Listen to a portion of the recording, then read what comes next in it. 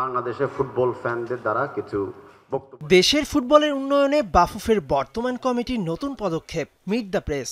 এক মঞ্চে উপস্থিত বাফুফের সভাপতি, সহসভাপতি সহ 14 কর্তা 2 ঘন্টারও বেশি সময়ে যেমন সংবাদকর্মীরা করতে পারল গঠনমূলক সমালোচনা, তেমনি মিলল অনেক প্রশ্নের উত্তর।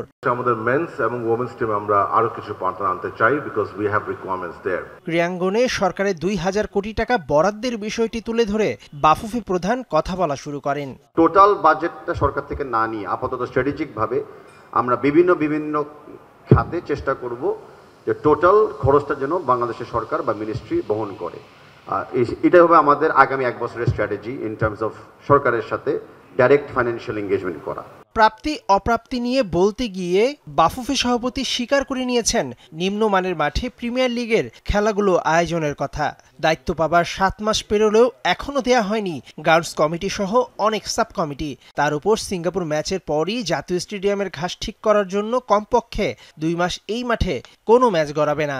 স্ট্যান্ডার্ড মিনিমাম ট্যাক্স যেটা ইকুইপমেন্ট ক্ষেত্রে যদি 10% করা যায়, that would be the most ideal. যে আমাদেরকে যেন 6টা স্টেডিয়াম আরেকটু উন্নতমান ডেভেলপ করে দেওয়া হয়। ঢাকা স্টেডিয়াম যেরকম রেনোভেশন করেছে এরকম আরও 6টা যেন করে দেওয়া হয়। সেটা আমরা অবশ্যই আমাদের চাহিদা আছে যেখানে আমরা লিগগুলো চালাচ্ছি, তবে গভর্নমেন্ট যেটা ভালো মনে করে ওনারা সেটাই করতে পারেন। বাট আমাদের ডেফিনেটলি স্ট্যান্ডার্ড অনুযায়ী আমাদের ইনফ্রাস্ট্রাকচার তৈরি করতে লাগবে। ক্রীড়া পণ্যের ক্ষেত্রে 36% ট্যাক্স দিতে হয় সরকারকে।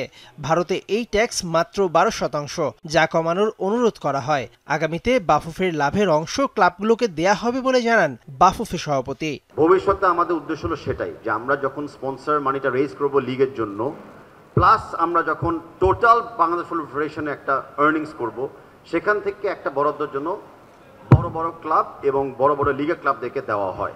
শিগগিরই বাংলাদেশে চালু হচ্ছে ফিফা অনুমোদিত ফুটবল একাডেমি, যেটার নির্মাণের নেপথ্যে থাকবেন খোদ ফুটবল কোচ আর্সেন ওয়েঙ্গার।